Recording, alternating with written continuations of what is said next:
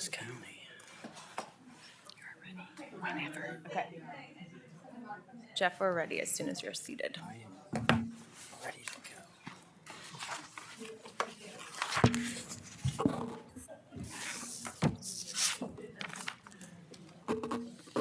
You ready? Okay. So the public hearing on Ordinance 9233 is now open. A public hearing is a meeting that provides the opportunity for public discussion regarding ordinances and other matters pending before City Council. Today, Ordinance 9233 is at issue. Ordinance 9233 authorizes the designation of a portion of North Maple Street as a historic district on the local historic register with historic overlay zoning as suggested by the Historic Preservation Commission. Interested parties may express their views and submit evidence supporting those views at this public hearing. The information shared will become a part of the city's permanent record and may be used by the members of City Council in deciding whether or not to adopt the ordinance. There are usually 4 parts to our public hearings: the staff report, testimony from the applicant, if any, public testimony, and then discussion by members of City Council.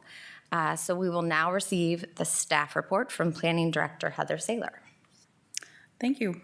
This is a request to designate a portion of North Maple Street as a historic district. This would be our first historic district potentially in the city. We have had individual designations, of course. This would include the historic overlay zoning, so the properties would remain with their base zoning, let's call it, and then the potential for this additional historic overlay zoning. This is per section 158.06 of the ordinances. The applicant is technically the Historic Preservation Commission. They've worked several months on this project and really tried to be very planful, very calculated in the survey they created and FAQ sheet that we have on our website and that we also had mailed to neighbors. In your packet, I gave you a copy of the attached aerial map and again, the handout that we created for the potential district. So back on Tuesday, August 27th, the HPC held their required public hearing. It did pass on to council, obviously, with a positive recommendation.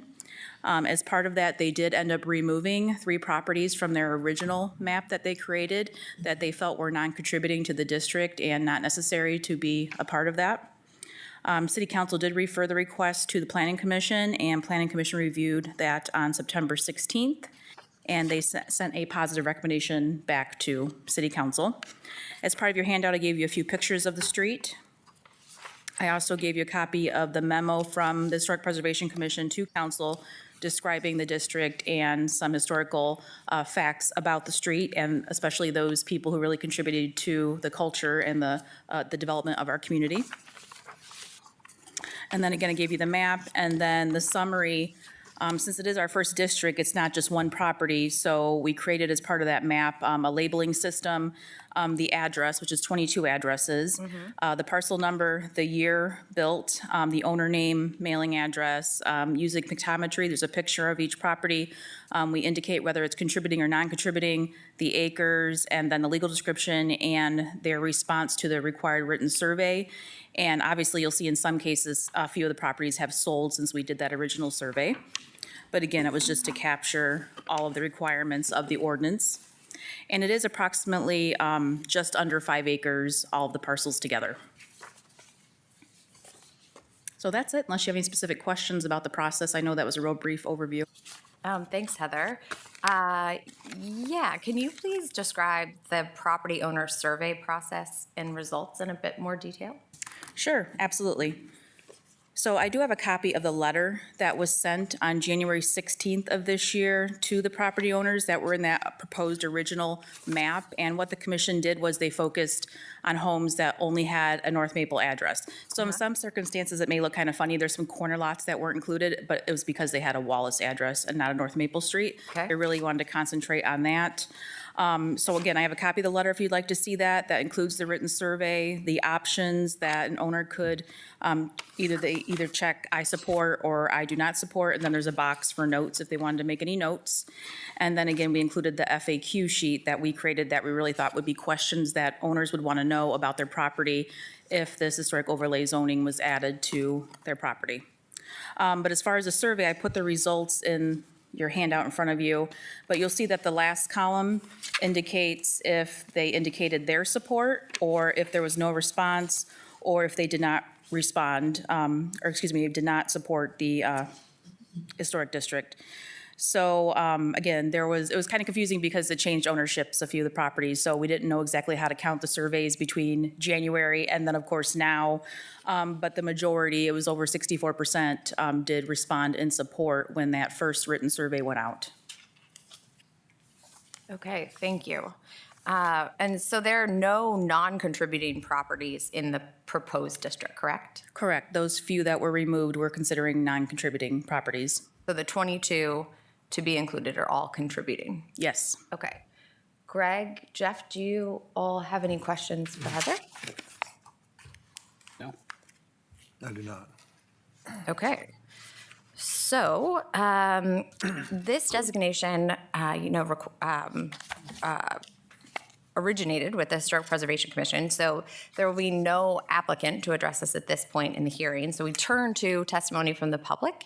If there are any members of the public who would like to address the committee at this time, please come on up and state your name and address for the record, please.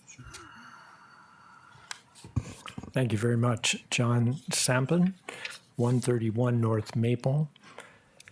And I'm a member of the Historic Preservation Commission. During this past week, my wife Marilyn Schrute and I visited the country of Romania, where our activities were mostly centered at the West University in the city of Timișoara. While there, we found time to learn of Timișoara's wonderful history and its remarkable treasure of 18th century homes and buildings. While our city here in Bowling Green does not enjoy such a legacy, the city does have its own special and unique history to celebrate. For example, we're all proud of our Main Street businesses and our majestic homes in Boomtown.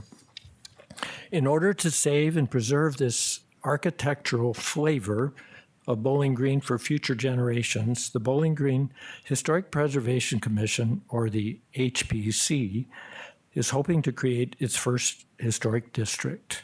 North Maple Street has been identified as a fine example of our city's residential area from the late 19th century to the early 20th century. Most of these homes can be classified as gable front and wing, with a folk Victorian design, and many once housed prominent social and civic leaders, mayors, doctors, artists, musicians, professors, and coaches. As you may know, my wife and I live within the boundaries of this proposed new district. We realize that with any such historic district, there will be practical guidelines for future exterior renovations. Our Bowling Green HPC has worked hard to make sensible rules which probably will not affect those of us who already love and maintain our properties. We personally would welcome the HPC's protection and future advice in helping preserve this unique street in Bowling Green. Thank you very much for your support. Thank you, John. John, if you could just stay there for a second. Sure. Greg and Jeff, any questions for John? No. No? Thank you. Okay, never mind. Thank you. Thank you. Jody, did we receive any correspondence? We did not. Okay, any other members of the public that wish to address the committee at this time? Okay, so part 4 is discussion by members of council. I guess first I'd like to thank all of the members of the Historic Preservation Commission for their hard work here. I intend to support this district. I'm very, very grateful of everyone's work to get us to this point. Greg and Jeff, any comments? No, I fully support this as well. Yeah, I also am supportive. I think it is encouraging that there were 3 properties that were removed. I did hear from one new owner who was not surveyed that had questions, had the opportunity to meet with members of the Historic Preservation Commission to get those questions addressed and to get their FAQ to incorporate those concerns. So I think this is a good example of the process working, and I look forward to supporting it. Okay, thank you. Thanks everyone for their participation this evening. This will conclude the public hearing on ordinance 9233.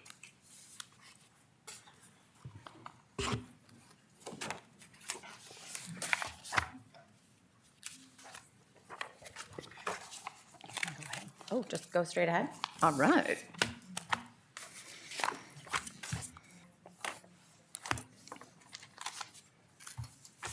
Okay, so now we're going to turn to the public hearing on ordinance 9225, which is now open. Again, a public hearing is a meeting that provides the opportunity for public discussion regarding ordinances and other matters pending before City Council. Ordinance 9225 amends and adopts certain sections of Chapter 150, which is our city's zoning code. Interested parties may express their views and submit evidence supporting those views.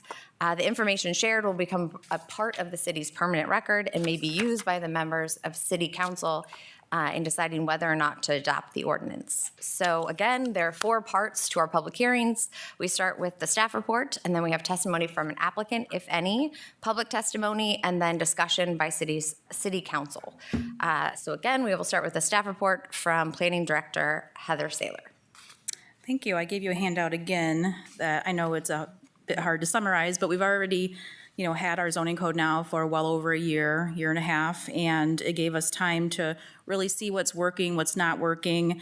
I made notes throughout this time, really, again, just trying to figure out what's not working well. I found typos, grammar error, stuff that I thought was, something to fix. Not urgent, but definitely something we needed to fix.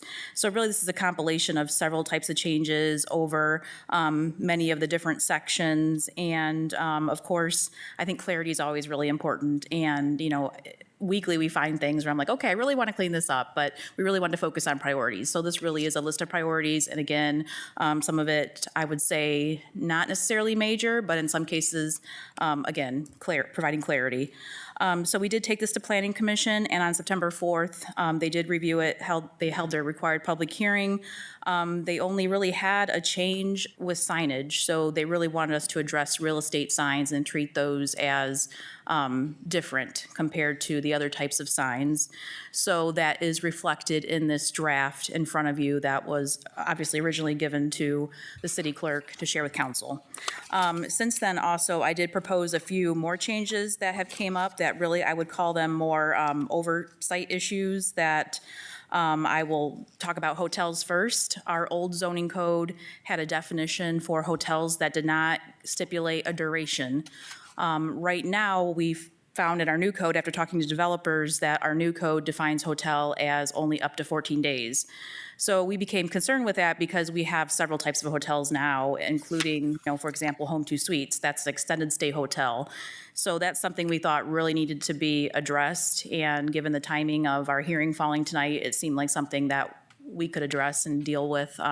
If you foresee that as a possibility, we would really appreciate that. But we wanted to, again, amend the definition of hotel and then make it match the state licensing, which there's 3 different types of hotels, one being more of a temporary hotel up to 30 days, which is why we're proposing to actually change that to 30 days instead of the 14, and then add extended stay hotel up to 270 days, which again matches state licensing, and then propose that be as part of the interstate commerce.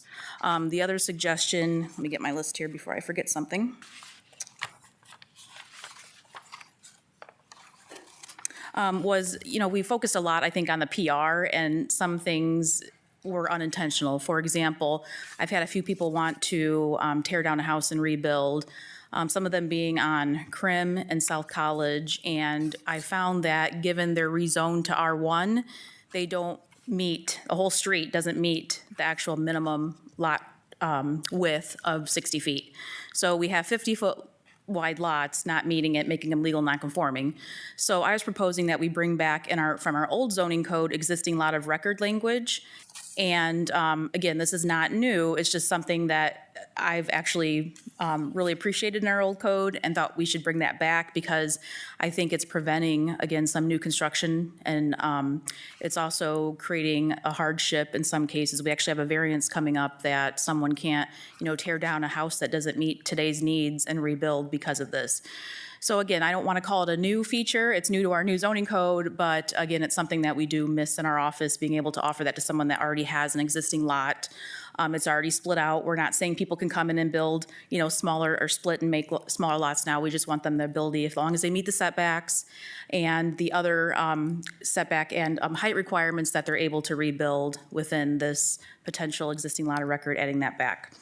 And then the other item, we had talked about bringing in a small design standard to have a porch. We originally thought that 40 square feet might be an average to start with, and since looking at a lot of new layouts that we've been reviewing for housing permits, we think dropping that to 25 square feet makes a bit more sense. We're seeing a lot of new model homes going up in a newer subdivision, and they all have porches, but the smallest porch so far has been 25 square feet. So I've included that in that latest draft to change that 40 to 25. Did I miss anything? No, those I were the have- 3 new changes. I mean, if you could go back to the existing lot of record, bringing that back we're proposing to bring it back for R1, R2, and R3, correct? But not the remaining primarily residential districts and zones, so not for the PR district, not for the UR, and not for MUN, correct? Those already had fairly small lot sizes, so Yep. it didn't make sense to me to really apply those to those zones. Okay. That makes sense.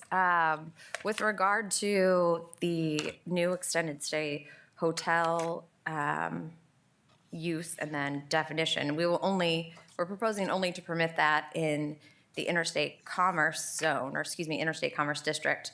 Why just there? And Home 2 Suites isn't there, right? Home 2 Suites is along, is Home 2 Suites IC, or will they be an existing non-conforming use? No, they're in the IC. Okay, okay, okay. And so just in that single district, nowhere else? Correct. That's Okay. what we're proposing. Okay. Jeff and Gray, any questions on those newer items? No questions, no. Heather, anything else you wanted to share with us in your report? I have a few more questions. I don't think so. Okay. So the ordinance proposes applying the front yard setback rule from the PR district to the university-oriented residential district. I was just hoping you could remind us how that front yard setback rule works. I'm looking at page 2 of the exhibit to the ordinance, I guess, which will be the new exhibit, the new language between table 12, below table 12. Yes, absolutely. So this actually was part of our old zoning code. Yep. We did the average front yard setback. It worked really well for areas, basically streets that were developed long before our zoning code was adopted in 1975. So it really helped when someone had a block of homes and they wanted to add to the front of their house, for example, that we could take an average of that street and their front yard setback could be basically amended and look better for that street rather than sitting further back than all the rest of the houses. So it basically allows a block that's already been pre-developed to match the front yard setback average of that block of the existing homes. Has this rule proved helpful since the new zoning code went into effect? Or are you just looking out thinking that it will be helpful to also have in the UR district? I can't think that it's helped since the new zoning code, but I know we used it several times with the old zoning code. Okay. And it's prevented some scenarios, again, where something looked really out of scale or out of place on a street. Okay. Okay. The ordinance also proposes to add a very straightforward design standard requiring a front porch on all new residential construction in our primarily residential zones and districts. So R1, R2, R3, the PR district, and the university-oriented residential district. Can you please explain, why the administration is requesting this change? So I've had some permits for single-family housing construction the past year and a half, and probably further back than that. But I've just seen that they don't really have a whole lot of character. We were just talking about historic preservation and, those homes are. And when I started to see more of these, I just became concerned that there wasn't a lot of creativity going on with those. And then I've seen almost the exact same house with a small front porch on it, and it totally changed the look, and the improvement was so much more appealing just with the small front porch. So that's where the idea came from, really just seeing this same house with a porch, and that different things could be done to make it look better, and that seemed like the simplest solution. I also looked at some other examples of streets where, for example, Habitat homes, those have porches, and I just think they add a lot of character. So it also seemed like it was an affordable way. If Habitat's doing these porches, it makes sense. It's also something that's encouraged by smart growth. Porches tend to be things that are community builders. And that was kind of another, I guess you'd say, leg of the stool to really encourage porches. And again, we're not asking for anything huge. We thought 25 square feet is very reasonable. Community builders in the sense that like people are getting out on their front porches and Correct. interacting with neighbors? Okay. Correct. I think that is it from me. Jeff and Greg, anything else for Heather? No. Okay, thank you, Heather. So we are now I guess the zoning changes here have been requested by the city administration, so there's no applicant to address us today. So we will now hear any testimony from the public. Are there any members of the public who would like to address the committee at this time? Come on up. Please state your name and address for the record. I'm Caitlin Elliott, 219 Crim Street. Hello, I sent an email to all of you and the rest of council with my thoughts on this legislation regarding the residential design standards. And I wanted to clarify my position on that, and also hearing that Heather has changed it to 25 square feet. Some of the pictures I sent you they would fit within that then. There were a few. But so I don't think that this, as written, should be recommended to council or passed into law. That is my primary position. But if council does want to do design standards for residential buildings, I don't think it should be so narrow to be just a front porch. I agree that the houses are very bland. I agree that front porches are great community builders. But there are a lot of houses in town that don't have front porches and they still look nice. And I don't think that we should make a bunch of existing housing unbuildable going forward. And I do worry about the increased cost. And I don't know if the things I suggested, little different materials, some shutters, if those would be less expensive necessarily. But I think if we want to do design standards, it should be a broader selection. Okay, thank you, Caitlin. Thank you. Jeff, Greg, any questions for Caitlin? No. Okay, thank you for your thoughts in your email. Any other members of the public that, come on up. Hi, Heidi Rieger, 540 West Worcester. I kind of agree with what she just said. I'm also an architect. I actually designed the Habitat houses that you referenced, so thank you.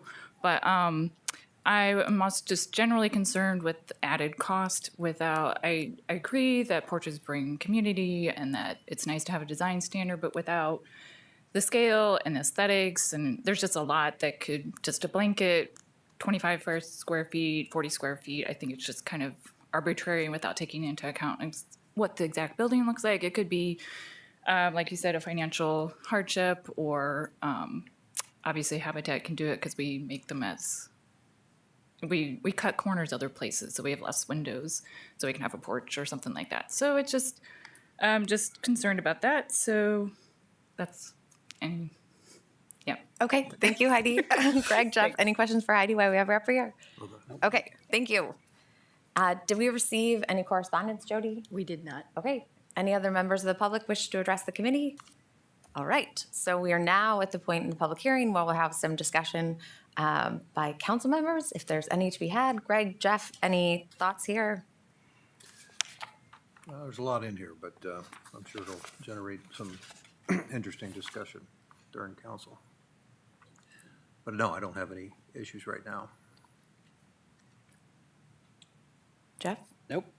No, I agree. I think council Yeah. probably will have a lot of thoughts. I generally am not in favor of anything that makes housing less attainable or more expensive. So I guess that would be my general thought on all of this. This legislation comes off the table this evening, so I bet there will be robust discussion among council members at that point. But right now, we'll bring the public hearing on ordinance 9225 to a close. Thank you, everyone, for your participation.